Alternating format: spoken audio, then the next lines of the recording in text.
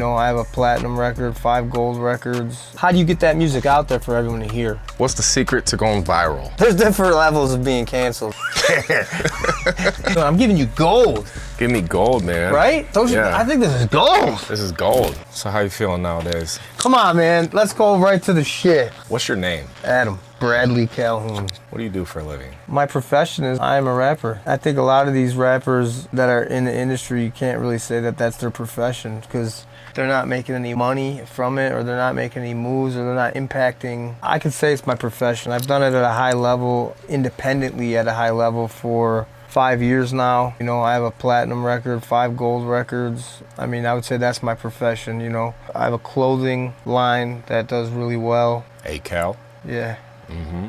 It's this right here, man. What he didn't say, though, is that these come with pussy magnets. My wife's been on my fucking head anytime I wear one of these shirts. So I appreciate the love, but what do I do for a living? I guess I'm in the entertainment industry, but it's like I'm on the outside because I don't have a manager. You know, I'm not connected into anything as far as in the industry. No people. You know what I mean? I have some friends and stuff like that, but what do I do for a living? I am a writer, a rapper. I can sing country music. I make music for a living. I also make a lot of content that's my opinions on the world, society, and things like that. So I make a living off of saying what I feel and what I think out loud. That's the easiest clip. That's the clip. You can use some of the other shit and mix it up, but that's the clip. Out of all of that, what things do you enjoy the most and what things do you enjoy the least? Honestly, I hate it. I hate social media. But wouldn't you say that social media has changed your life? It has, but it also has affected me. And it's affecting not just me, it's affecting a lot of people in a negative way. I mean, social media is ruining these kids. It's taking their childhood away from them, like going outside and playing and figuring out things. And you know how we grew up, or how I grew up at least. Like when you got sent outside, that door was locked behind you and you just went out into the world and survived, and it was awesome. It was so cool. But nowadays it's a lot different with social media. I think social media has done a lot of good things for people like myself, you know, but it's also made me mentally unstable at times. Not unstable, mentally fucking aggravated. It's taken a lot out of me mentally, exhausted me sometimes. So I think it's done a lot of good, but it also does a lot of bad. And it depends whose hands it's in. You know, you got some of these people with big followings that aren't really good people. Like, they're not real. But I don't like social media, though. I do it because it is my job now. Honestly, I can stop everything right now and I'm set forever. I don't ever have to work again and do anything. I'll keep doing it until I feel like, you know what, just like I quit drinking, like I'm done. I don't want to fuck with this no more. And no one will ever see me on social media or on any music or on anything ever again. Like when I say I'm done, I'm done. What do you think was like the chip on your shoulder that was there to help fuel you get to where you are now? Because like you said, you could just stop right now. Yeah. So why keep going? Because there's something in me that wants to say out loud what I want to say, and I want people to hear it. There's something in me that still, even though I don't enjoy rapping that much anymore, I still want to be competitive. I still want to rap. You know, I still want to write. I still want to make huge songs. I still want to be heard. So at the end of the day, I still want to be heard. And the only way for me to be heard is to take this piece of poison, open it up, and start talking. Mm-hmm. But there's also a big part of me that, you know, knows that I'm going to have to stop at some point. I have gotten a lot more balance in my life, you know, being married and having my daughter and stuff like that. It's made me more calm. I'm working on projects right now and I'm a lot more relaxed. I'm at home. I'm in the studio in my house. So I'm more balanced now. I work out. I have a routine and it's great and I'm a lot less stressed. But I'm just saying in general, social media takes a lot out of myself. I think out of a lot of people, makes each other fight a lot, makes people that used to be friends not friends. It's just a mess, you know what I mean? How do you think that putting the studio in the house has helped with like your creation process? It's awesome. It's like some days I'll come down here and Drew will be sitting here and I'll be like, maybe I'll write something, and I end up writing, bang, 10 minutes, it's over. Some days I come down, it's like, I'm not feeling today. Drew will do his thing. I'll just go out and do my miles, go to train at the gym, come back. Maybe I'll start where I left off and I'm boom. You know, I'm not forcing nothing. I'm not pushing anything. It's just here, and when I feel it, I get it. You know what I mean? Okay. How do you deal with like going through a creative rut or creative block? Do you just walk away or step away? Yeah, I rarely get blocked as far as writing. but sometimes I'll get it where I want to do too many things, like different cadence switch ups, or like maybe rapping too fast. I don't like rapping fast. I don't like I feel like all white boys think they need a double time rap to make them sound like people think that, oh, that's so dope. Yeah. But you ain't saying shit. It just sounds cool, but you really not saying shit. Like if that's all you do is rap fast and double time rap, you're not a good rapper. I like you singing, harmonizing and Yeah, stuff. no, I enjoy pushing myself and testing out what I can do. You know, I'm working on some projects that I can't talk about, but I've been real silent for a long time. It's been 6 months or so since I talked about music or put anything out, but man, I got some gigantic albums coming. Mm-hmm. Like, and when I say that, I hate when people are like, oh man, just wait till you see this. It's new shit. Yeah, no, me and Tom McDonald had one of the biggest albums last year. We had the biggest album independently ever last year. This year, I will also have the biggest independent album of the year, for sure. What would you say are some of the biggest mistakes that you see up-and-coming music artists making? Their social media presence. Like, that's it. People have to know your story. You have to constantly make content all the time. People need to hear your voice, see your face. You have to be active on all social media platforms. If you're an independent artist, all these people are like, oh, if I just had this co-signed by so-and-so, or if I just had this feature by so... No, that's not how it works, man. That's going to catch you maybe a little tiny something, but you have to be able to stand on your own.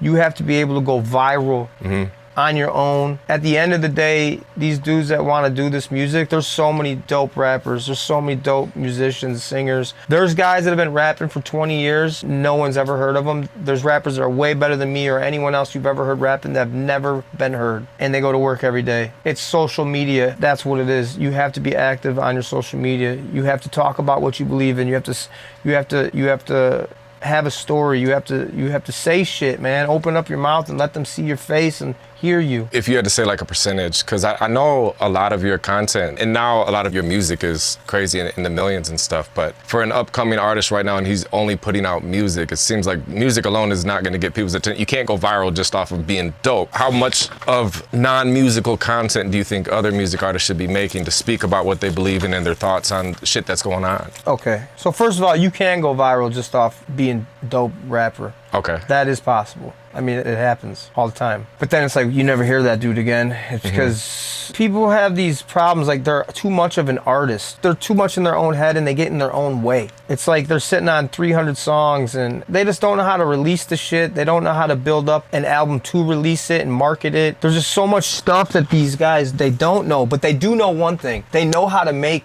the music. Yeah. But that's like 5% of the music industry is making the music.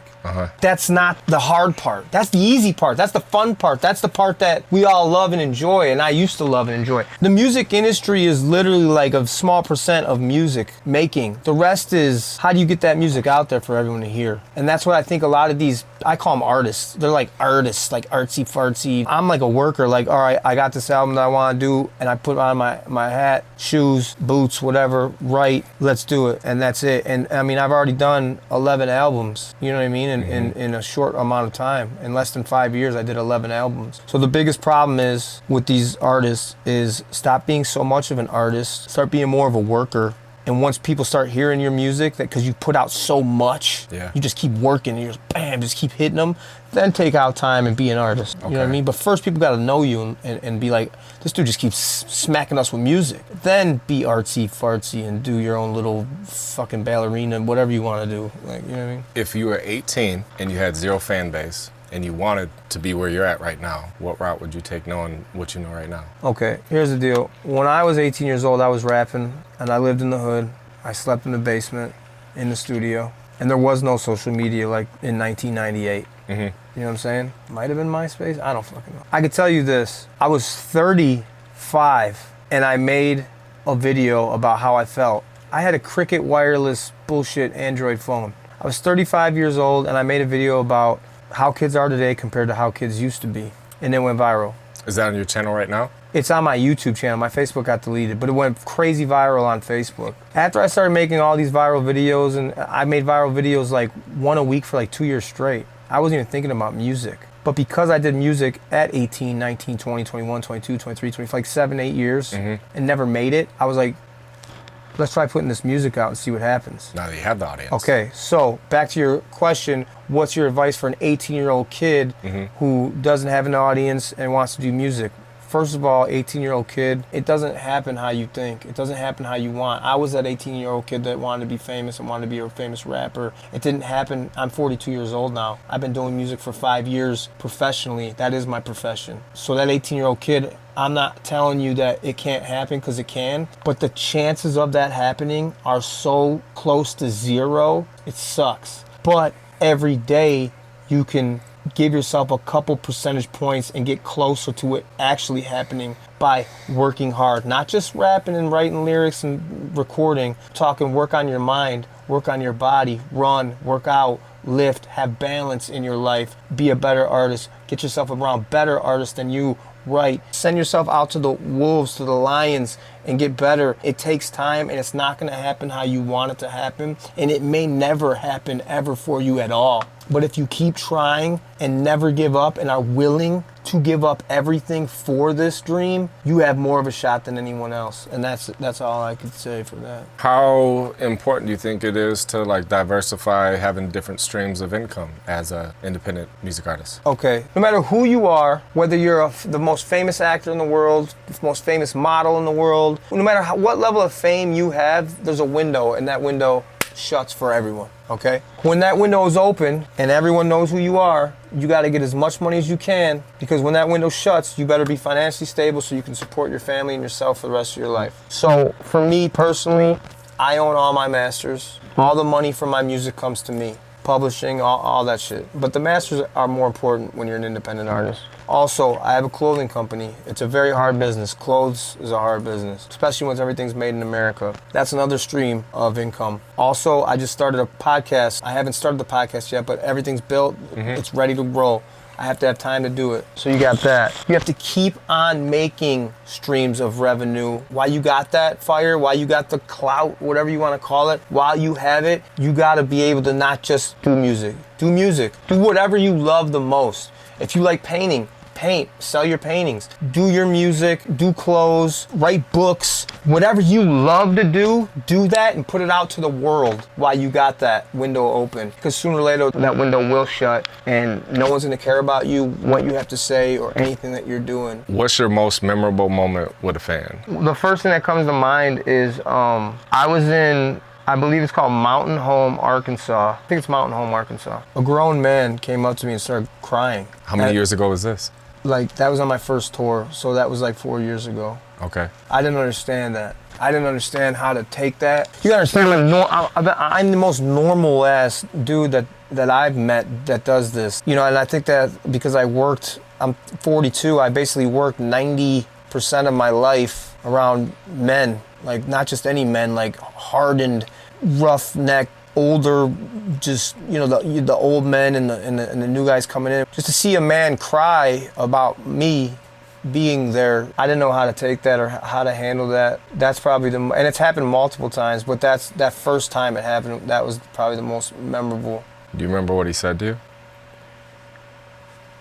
He just said that my music saved his life, that he looks up to me, like, you know, because he didn't have a dad, and, you know, I didn't have a stable father figure in my life, and you know, my dad was, my biological father was in my life as a younger, like young. In 20 years, I maybe spoke to my dad 4 or 5 times on the phone, you know what I mean, but I haven't seen him. So it was more like I gave him inspiration through my music and through talking about, you know, my life. My music is not very, like, I wouldn't say inspirational. Not most of it, I think, is motivational. Yeah, like, yeah, it's kind of Keep going. Angry and like aggressive, and it's like it pumps you up. So yeah. Why do you think men should be masculine? I think men should be masculine because we have to take care of people that aren't as strong in this world, people that can't take care of themselves or can't defend themselves. Men need to be masculine because, I mean, the whole infrastructure of this world was built by men. Kingdoms and countries and tons of death was all done by men. It's important to be a masculine man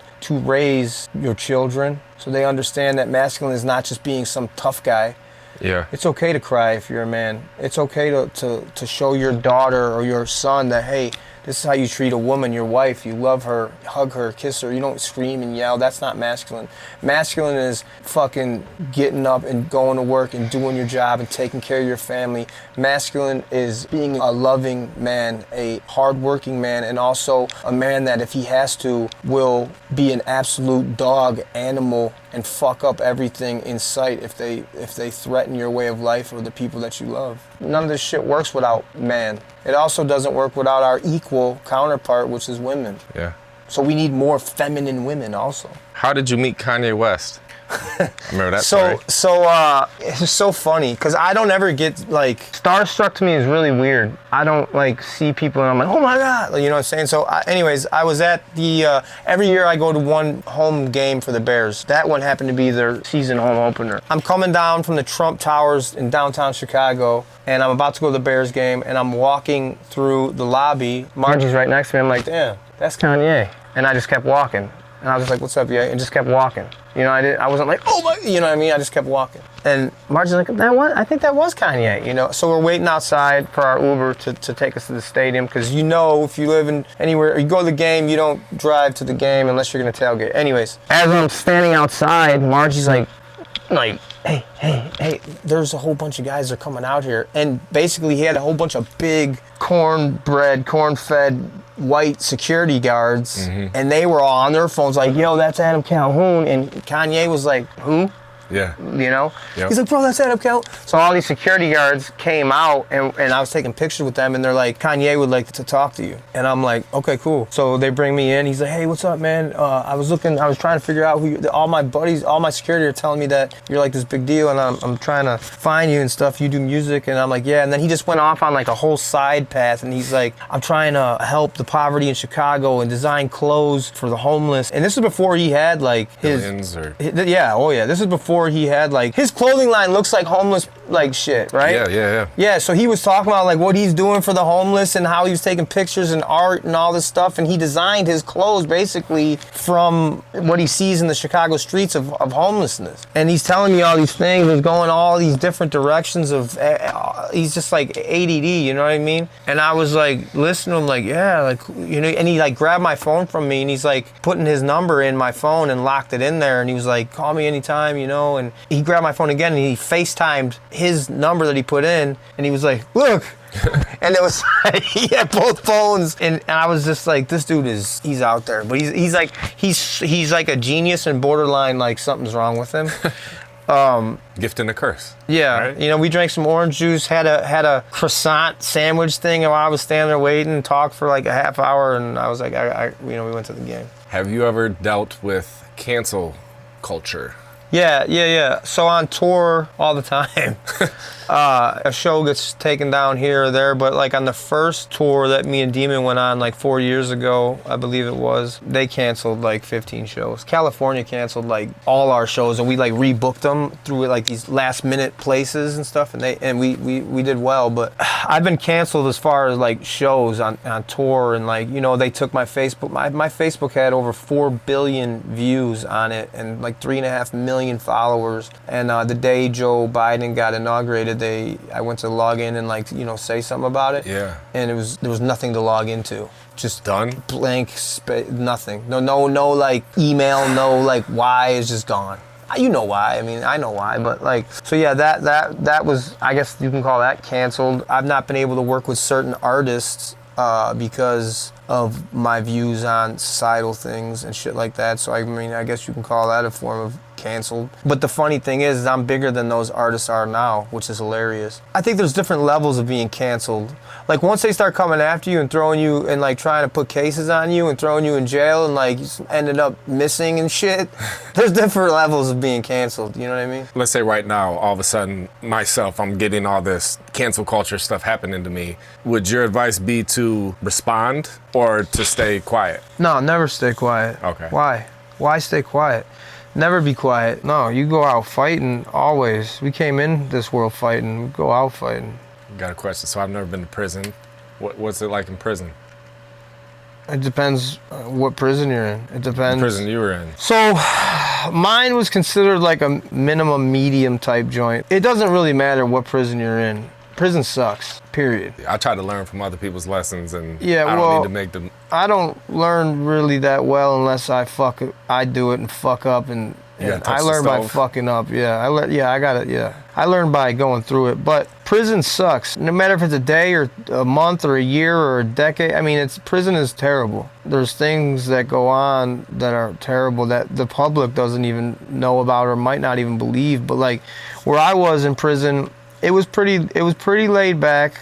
But once a month on a Sunday, they'd have this orange crush come through. They'd ring the alarms and everything like that, and everyone knew what time it was. It was naked time. It was time to get naked. And you got butt naked, and they came through it with these orange like suits on and like these bamboo swords, like twisted up braided bamboo swords. I'm not bullshitting you. Bamboo swords.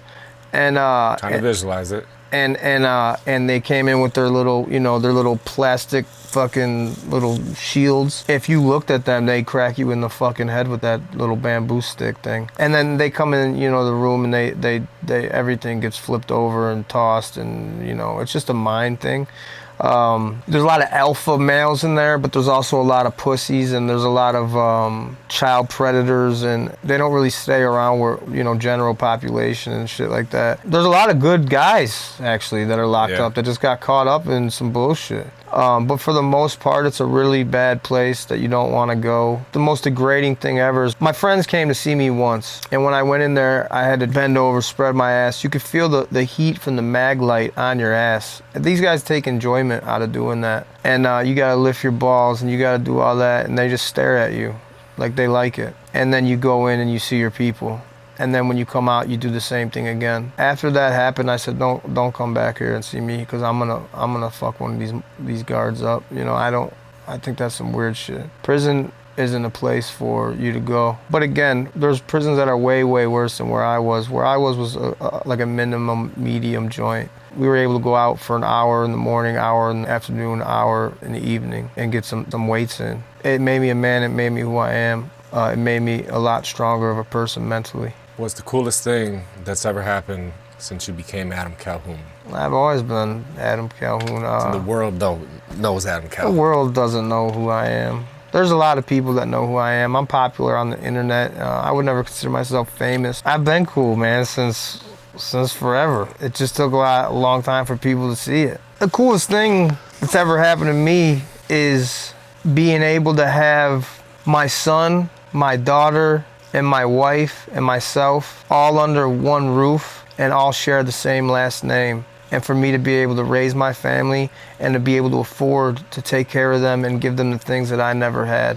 That's the coolest thing. And another cool thing is being on stage with my son, and then also being able to bring my daughter up on stage, in front of thousands of people. Sharing that kind of shit with your kids is like, that's the coolest shit ever. To me. When Gray grows up, if she wanted to be a creator on the internet, making content, putting it out there, what advice would you give her? Same shit I said to Taman. Fuck no. Yeah. That ain't what you think it is. But if you're gonna do it and you're hell-bent on doing it, who you gonna ask these questions? You got the guy right here. Mm-hmm. I'm one of the best. I've been doing it for 7 years. Before I put out music, I'm still going viral to this day, So if you're gonna wanna do this, I would strongly advise against it, and I would hope you wanna do something else with your life. But if you're just hell-bent on doing that, because that's what these kids wanna do nowadays. They wanna be a YouTuber. It's the coolest thing. It's so gay. Am I allowed to say that? Yeah. All right. But if that's the deal, then you got the guy. You got the guy that can give you as much insight and help as you can possibly have. But I would be very strongly against it. Adam, what's the secret to going viral? You went viral so many times. So this is real life. Before I restarted my music career that actually went, before that, I made one viral video a week for a year straight, almost 2 years straight. Nothing under 1 million on Facebook. And the key was, so I made that first video that I ever made that went viral. The first time I ever made a video went viral. And the key is, to that video, it was so relatable. It was about how kids are these days to how we were when we were kids. Okay. So then I tried making another video, just on some random thoughts that I had. They're like, yeah, no, I don't give a fuck. So I made multiple videos that didn't do anything. Okay. You know, there'd be like me driving to work, and it'd be like a Bone Thug song, like that one song, like Mr. Weezy, and I was like rapping the shit all fucked up, like nah, that's not what they wanted to see the father side of me. I found out they wanted to see the father side of me. They wanted to see what I thought about society things of me. So we're all these things. You're not just a guy that does videos. Yeah, that's the advice you gave me, was talk about more than just the fucking camera. There's so much that consists of what I am, but there's this one or two things that these people just cling to. So I just turn the volume up on that. Okay. That the two things that they love seeing, I don't mean turn the volume up like I'm acting. That's what we're focused on. Yeah. So we're gonna dive all the way deep into that. You want to see how to take a bath like a man, how to make a BLT like a man, how to do that. You want to see me, the fun shit that the old timers taught me. I got you, because I grew up around all masculine men that it wasn't okay to cry around. They didn't know how to cry. For a long time, man, it used to make me almost want to cry. Taman would ask me, Dad, how come you never cry? And I told him, it doesn't make me a man because I don't cry. It makes me fucked up. There's something wrong with me. That's why I don't cry. There's a lot of shit wrong with you. Yeah, well, what I'm saying, like in the instance of my son, he was a young kid, and he said, why don't you cry? And I said, what's there to cry about? That's what I said verbatim. What's there to cry about? And I said, listen, me not crying don't make me a man. It makes me fucked up. There's something wrong with me. I be crying. I cry. I cry when my daughter was born. I mean, I cry when there's a reason. Did you cry when Ramblon blew up? No. No? What the fuck? No. That was special. Yeah, but we had a moment. That was like, no. I've done that a lot. I will cry. Most of the time I cry if it's by myself in the corner somewhere. Jerking off. No. I do that too every time I masturbate. I try to avoid it. So I pray. I never used to pray. For 2 years straight, I haven't missed a prayer. Whether it's in the morning when I first wake up and I go in my closet on my knees, or I'm in the shower on my knees and I pray. Like down, like head in the ground, knees, praying. I'm visualizing it. Yeah, I think the audience is too right now. Yeah. You said in the shower? Yeah, I do. So mostly in the shower I pray, yeah. Okay. But it's not just some like, hey God, I love you, thank you. It's like I pray for life, to live. I want to live, to see what I've created and to be happy and to find peacefulness and things like this. I can't tell you everything. Yeah. I pray and I have a relationship with God. I don't belong to a religion. I don't believe in all this shit that these certain different religions, they all believe their God's the right God. I pray to God that created the world, that created me. But there'll be times throughout my day where I'll be driving, it'll be beautiful out, or I'll be running, I'll be on one of my runs, and I'll stop and I'll say, thank you, God. And my eyes will kind of swell up a little because I'm so happy in that moment of just having life and noticing it and not taking it for granted and just letting it absorb into me like, I'm alive. You're alive. You're alive. Yeah. That makes me a little bit teary-eyed. One thing I picked up from working with you is that I feel that we both have is like an extreme high level of passion. And sometimes with myself, I'm so passionate about something that in the moment I feel emotional, but it's because I'm so overwhelmed with this like passion. Like sometimes I could be Ramblon specifically. There was a few times where I was like filming it and I was so in the moment that like I felt emotional. Like if I was talking to kind of be like a crazy, right? Yeah. I'm very passionate when I'm working on something that I'm trying to accomplish, but I use more anger. Yeah, you're an angry motherfucker. Where do you think all your anger comes from? I just think how I came up. I felt like I was left to fend for myself. You know, as a young boy, not a young teenager, a boy. I felt like my dad left me to fend for myself, and then my mom got remarried to the guy who ended up being in my life to this day, and he left. You know, when I was like 7. Oh, okay. You know, but every other weekend when he picked up my brothers, I'd go with. Okay. But then, you know, he'd go out to the bar and we'd stay with the grandma and grandpa, and the Dwyers, they raised me. Why I'm so angry is my dad, the guy that I call dad, always told me growing up, like, you're not tough. Like, his whole thing was, you're not tough. All the tough guys I know are in jail or prison or dead. You're not tough. Because I thought I was tough. I thought I was strong. I thought I was fast. I thought I was, I was an athlete. Yeah. You know, I played football, wrestling, boxing. I thought I was the baddest dude on the planet. And he would always tell me I wasn't tough. So my whole thing was always I wanted to fight everyone to prove, like, I am tough. fighting don't prove anything, really, unless you're making money off of it. But my grandfather, Calhoun Leonard, he was like the closest thing I've ever had to a male role model. And my grandpa Dwyer. I related a lot to those old guys, those old men. I think that's why I am the way I am today, as far as like kind of stuck in my ways in old school. But as far as the anger, dog, growing up the way I did, it kind of pissed me the fuck off. But a lot of people grow up fucked up. You know what I'm saying? What I ended up being able to do, though, is taking that anger and using it as fuel to make me better and to go further and to get through shit in life. I believe use what you got. I say heroes and villains have similar origin stories. So it's like your situation with your dad, you could have ended up being exactly like him, or you could have ended up being the complete opposite of him. You know what I mean? So when you asked me what was the coolest thing that's ever happened since you've been Adam Calhoun, that's why I said having all my family in the same roof, all with the same last name, and I'm raising my children. That's the coolest thing to me because of what you just said. I didn't let history repeat itself. Yeah. That's the coolest shit ever. Are groupies in the music industry a real thing? Yeah. I mean, yeah. What do you want to see? Anything. You want to see buttholes? You want to see? They're everywhere. Some of them are really beautiful. Some of them are really fat. I love the fat chicks. Some of them don't have all their teeth. Some of them are obsessed and crazy, but God love them. I love them. What's the weirdest interaction you ever had with a fan? Like an odd situation? A groupie or a fan? There's been a lot of weird shit with fans. I mean, there's so much weird shit. Like, they're really, and I don't like saying the word fan, you know what I'm saying? But there are people out there that are crazy. I mean, there's been people that have walked up my driveway that have driven from Colorado and they're going to New York and they're stopping at my house, or people who have came from anywhere in this country, and I was on tour or whatever, my brother's here watching the house and they're coming up with coolers to have a beer with me. I mean, there's a lot of weird shit like that goes on. There's all kinds of weird shit like I signed a chick's butthole. Hole? Her butthole. Okay, so. Like she spread her cheeks apart and wanted me to sign her butthole. Okay. So that's weird, but it was awesome. I remember where you were when you did that? Yeah, I was in Oklahoma. Okay. Yeah, I've signed any kind of body part you can think of on a woman. No, okay. I won't sign no balls. On a woman. Okay. I haven't signed. I won't sign no balls. What about a woman with a ball sack? What are your thoughts on that? I don't like that. I don't think that's.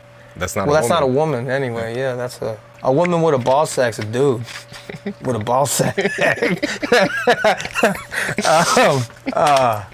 But I mean, there's so much weird shit that happens. But like, we've almost gotten a fight in the crowd because the crowd they're fighting in the crowd. So I've had to jump in the crowd. There's just so much weird, creepy shit that goes on.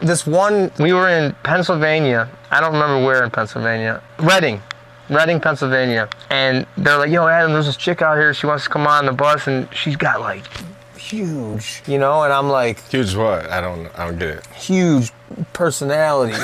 She got huge titties, like they're gigantic, like watermelons. They're like, she wants to come on the bus and wants to have you sign them or whatever. And I'm like, yeah, like, fuck yeah, let's go. So they bring her on the bus and she pulls her shirt off immediately, and they were the most disgusting looking fake titties that I've ever seen in my life. And I was like, well, I have to feel these and see what's going on here. So I just put my hand on one and like they were gigantic, like watermelons. And they stood straight up, but they were like rocks, like big boulders, and they were hard. And I was like, ugh. They were weapons. This is disgusting. Like, ugh. And she was like, oh my God, what's that? And I was just like, get the fuck out of here. Like, don't ever do that to me again. You know what I mean? But like, I'd rather sign like big, saggy, gigantic areola titties than that. So. There's a lot of weird shit, man, that goes on in tour in general, period. Like, you know what I mean? You've always been good at getting attention. What advice would you give me to get more attention? It depends what kind of attention you want. I don't know what you're trying to do. Like, you shoot music videos. You're so lucky right now in the era that we live in because you can make a living and support your family, and because we're not in the mainstream anymore where you had to have a record deal and they shoot your music videos. Yeah. You got all these independent artists and everyone wants to be a rapper, everyone wants to be in music. There's so many guys that do videos. You're lucky that you get to be in this part of music culture because you got like endless amounts of work. And I guess maybe the question is, how do I get more work? How do I become the most known? right? Maybe? Yeah. 'Cause that's a better question. Well, just because like with the Snapchat stuff, like you're saying, you had over 100,000 people following your Snapchat, and it's 500,000. like 500. Oh yeah, 500. That was the white hammer drop right there.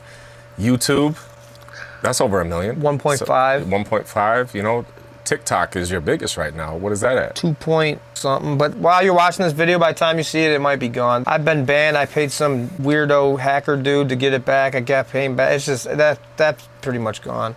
Instagram's like 800,000. Which platform are you actually on the most throughout the day? Facebook is the least for me. Okay. I still post a video once a week on there. I still go viral on Facebook. I had to build a new page. You know, it's got like a couple 100,000 followers on it, but I still go viral on there once a month, which is super hard to do on Facebook. So I'd say Facebook I use the least. Snapchat I don't use at all. I just quit. After they deleted me so many times, I said I'm done. So I don't even use Snapchat. For anybody out there watching, the best tools right now, and I don't use Twitter, to use Twitter. It's like a wave right now because it's like open range. You know, they opened it up so you can kind of be a little crazy on it. I would say Twitter, Instagram, and YouTube are the main sources that you need to be using. I don't use Twitter though, but so for me, it would be Instagram and YouTube. They're kind of neck and neck. Yeah.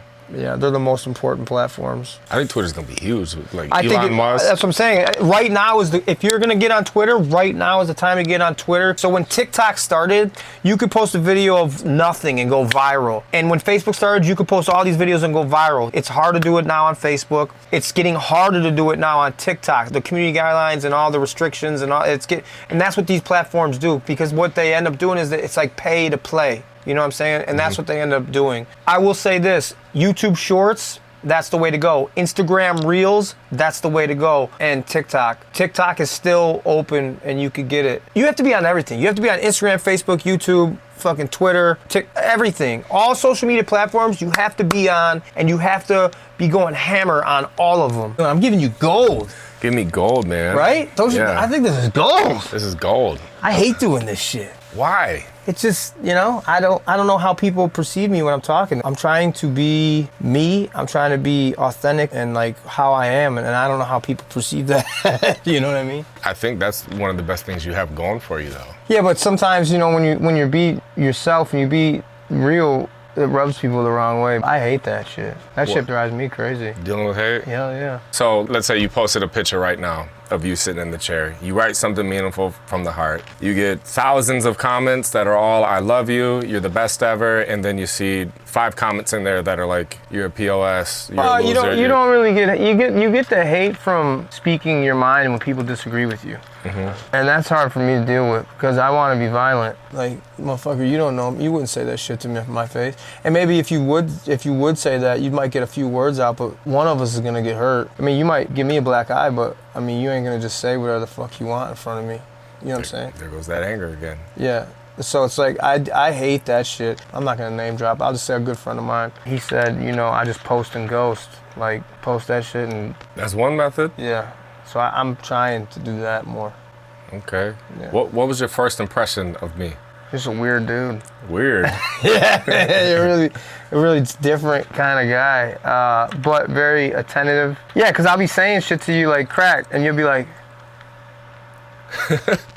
like looking off into the space, like I'm like, yo, and you're like, no, yeah, no, I think I got it. But you're very like, when it comes to you as a person, or when it comes to working with you, because when it comes to working with you, I feel like I'm the one that's working you. Like, yeah. Crack, we gotta fucking like, I want it done. Like, I'm very like hands-on. Yeah, I feel like I've directed all my music videos I've ever done ever. You know what I mean? It's very hard. That's another thing. For a videographer to be the best videographer, they need to be able to be a director. And it's hard because it's hard for you to, not just you, it's hard for people to see other people's vision like they see it. Mm-hmm. That's what's hard about it. You know what I mean? So it's like, I don't know if I'd ever be able to let someone just direct me because they don't see what I see in my head for this video, you know? I could tell them all I want, but they're never gonna clearly see my vision. But I think that's how you be the best videographer in the world, is when you become a director. Your style in directing and your vision is what matters more than their vision. It's like art. It's like, you know, who's the most famous artist? That's who I want to paint me. It's like, who's the most famous, who's the best at directing? That's who I want to paint this picture of mine in my head, you know? To take it to the next level as a videographer, directing. The artist doesn't do, because as we know, most artists, they're just good at one thing, making the music. Yeah. So they need to be directed. Yeah. You know what I mean? It's a hard balance between, I always look at it like the artist is way more attached to the song than the video guy, because I know that you sat there and you were going through beats and you finally found the beat, and then you listened to the beat over and over and over again to come up with the lyrics. Then you recorded it, then you listened to it get mixed, and so you listened to it several times. So you're way more invested to it, to where you have ideas and thoughts that are already there that might be like vivid in your head. So I try to ask the right questions to get that into my head. It's kind of like I'm hired to do the video for you. So at the same time, I'm gonna bring my skill set. It's like, hey, I have the skills to bring this to life. You already have a vision in your head. I could add things to that to take it to the next level. So I would say for you, in my opinion, it'd be like, yo, I got the song. They send the song and you're like, I got it. It's all taken care of. That's how you make it so where, because I'm not an artist, I'm a worker. I'm gonna come to you and be like, this is what we're doing, this is what we're doing, this is what we're doing, let's go. Yo, this fucked up, who cares, run it. Like, you work with me, it probably sucked, honestly. Like, I'm like a fucking like dictator when it comes to like, this is how we're doing it, that's it. But after it's over, it's all love. Like, I don't know, how is it working with me? It's I remember the first time, it was every time I was like setting up a shot, I could feel you breathing. I'd turn around and he'd be like, no, that looks bad, turn it this way. I'm like, okay, yeah. Cause 95% of the other artists I work with, I do direct. And I think it might just be because you are so dictator, like, let me do it. This is how here, get the shot right here. It's like, yes, sir, that's what we'll do then. Yeah, no, I see it. I see things differently than... You have vision. Yeah, I'm not an artist, but I have vision, for sure. For any videographer out there, even an artist like me, that's how you get big. Say you get an artist like me or some of these other artists that are really big independent artists, and they send you the song, and you, no matter how much of they want, no, I want it like this, no. This is it right here. Yeah, okay. That's how it's like you give him the song, oh no, he took care of it, it was like, he did it. I love it. It's amazing. Okay. It's a piece of work. It's a piece of art, you know? Yeah, and then when I say I'm not an artist, people are always like, no, you're an artist. No, and I'm like, I don't think you really know me, dog. Like, I guess, but I don't look at it like as artist. I look at it as work. You know, I'm putting in work right now. Like, what's your main priority going forward, like right now, career-wise? I'm working on 4 albums. One of them's done. I haven't made a peep about music in a half a year. We're gonna lay this shit down hard. You got that. You got some artists that I signed that nobody knows yet. They won't know till the albums are coming out. A podcast, just sitting there waiting for it to be podcasted.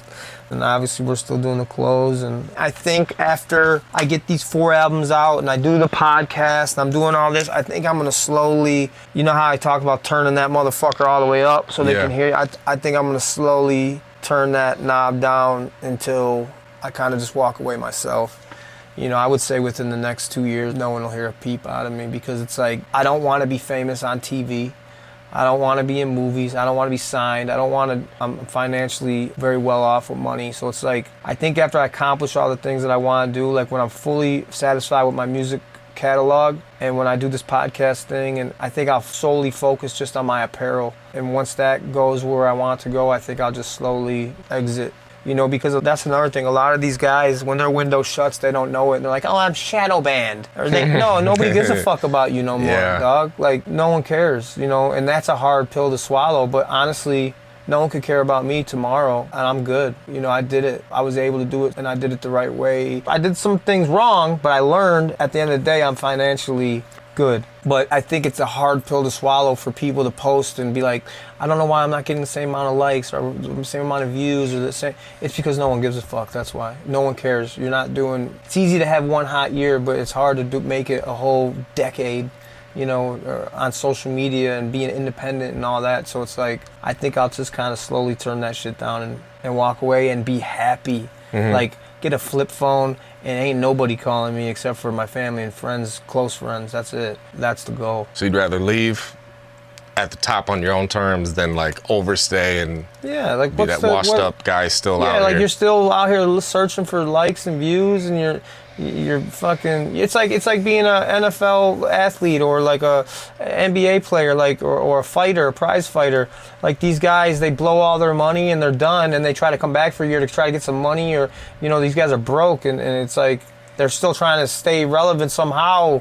or play or someone give me a shot. I gotta get this money. Yeah, it's over though, dog. Like everyone's got that window, and when it's shut, it's over with. Like, they tarnish their legacy. How important is legacy to you? Is the last question. I don't know if I've done enough to have a legacy in the public eye. That's a hard question. That's like, ask me when I'm like 80, dog. You know what I mean? Like, ask me when I'm like, when I'm an old man. But as far as my career, I don't know. I guess I'll have to wait and see, because it's like 10 years from now, are there going to be young kids that are 12 right now that hear my music that blow up maybe, or like, you know, they become like as big as Tom or myself or Church, and they're like, yo, I want to get an Adam Calhoun feature. That'd be dope. Then that meant I did leave a legacy. You know, people still want like a verse or like a show here, or like a, you know, it's like people, oh, I really did make an impact on social media, on, you know, a part of a certain corner in life that's like some type of culture, like pop culture maybe, or like, I wouldn't call it pop culture, like social media culture.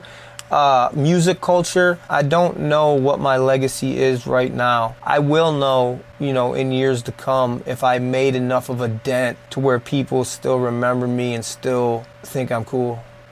You know what I mean? Yeah. Adam Calhoun, everyone. Yeah.